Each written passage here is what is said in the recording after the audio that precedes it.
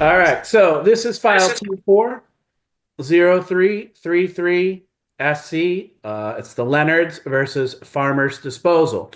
We're here for a small claims case. What small claims means is no one here is represented by an attorney. We're trying to get this done without attorneys.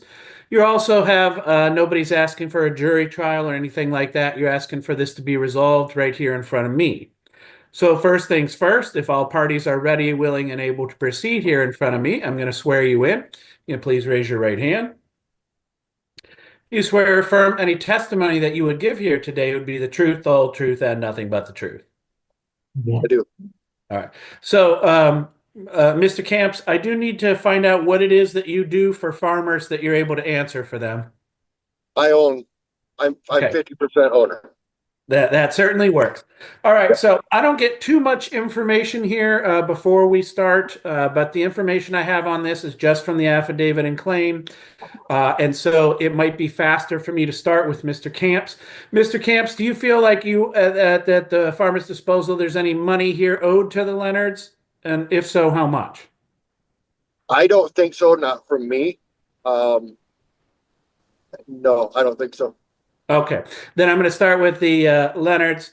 Leonards, so you're talking about your residence, right? And that a truck from Farmers Disposal, you said, came and did some damage, took out a pole and a power line connected to a barn and did a certain amount of damage.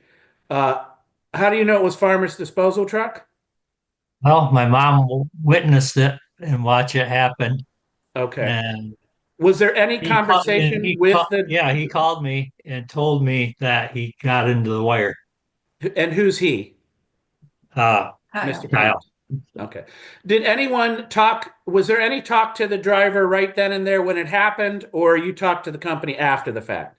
He left, No, Kyle called my husband right after it happened and let him know that it happened. but Okay. he didn't stick around. He And left. he didn't stick around, he left. But at that time, my mother-in-law had called me because of the fact that the line from the house was ripped off their house and was laying on the ground. So there was a live wire from the house all the way Call to the the power barn. company.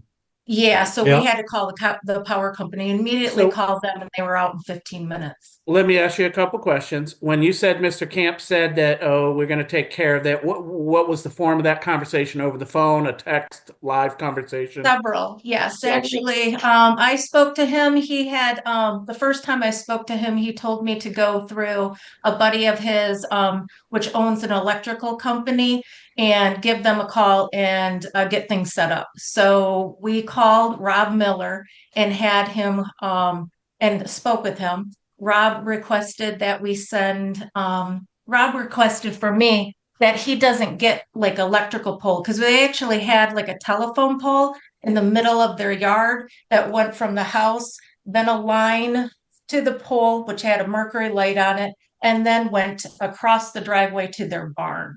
And were you guys was there like that Farmers Disposal was there in the first place? Was that something for you guys? Was that some sort of contractual thing you guys had with them? Yeah, he does a weekly pickup there. Weekly pickup. Okay. Yeah. Yep. And then how did you I get have to the pictures. number 1860? What's that? I'm sorry. How did we get to the number 1860? Okay, so when I spoke with Rob, he said he didn't get telephone poles. So I called Consumers Energy, and they found Beist Electric that would give us a pole. And when I spoke with Beist Electric, which was Chad Weber, he told me that they wouldn't do the electrical work because they would going to be working with Rob Miller. And in that aspect, they gave one estimate of the pole amount, which was $650. And then to do the og to put the pole in the ground was going to be an additional 650. And then Rob Miller had quoted us saying it was between 5 to 700 for him to put in the pole. I spoke with Kyle, and he Okay, had well, said, hold on. sorry, To put in the pole or to put in the electric after the pole gets in? put in the Yeah, electric Rob will after. do That's the what you mean. Yeah. wiring. So what you're saying is it was $650 to get the pole, $600 to install the pole, and then somewhere between $500 and $700 to put the electrical back up to snuff. Correct. Yes. That's where the number of comes from. Yeah. All right. So Mr. Camps, why is it that you wouldn't owe the Leonards any money? I had been there probably 35 times already to empty that dumpster. And the same routine every week. And I never hooked that wire before. Same truck, same everything. And for some reason, I don't know why, the wire was lowered that particular day, and it hooked on my truck, caught on my truck, and I was able to get out from underneath of Okay. it. So you're saying you agree that it was actually your truck that made this happen. You just think there was something wrong. It wasn't your fault. Right. I'd been there so many times underneath that wire 35 times prior and never had an issue. And for some reason that day, it hooked my truck. That wouldn't make it not be your fault. Right?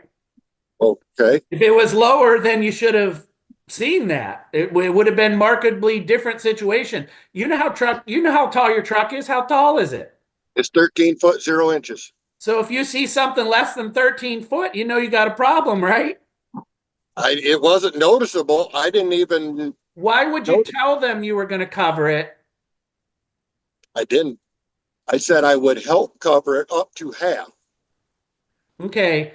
I'm going to give you a minute here, Mr. Camp, to make some sort of argument that I'm going to go for, but right now I'm not going for that.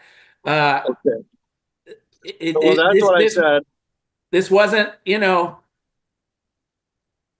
I don't have. You have a theory of why it may have not been your fault, but that's not really what I have in front of me. What I have in front of me is it was there, then your truck came, somebody watched it happen. You were even saying, oh, okay, don't worry, we'll take care of this. I got a guy.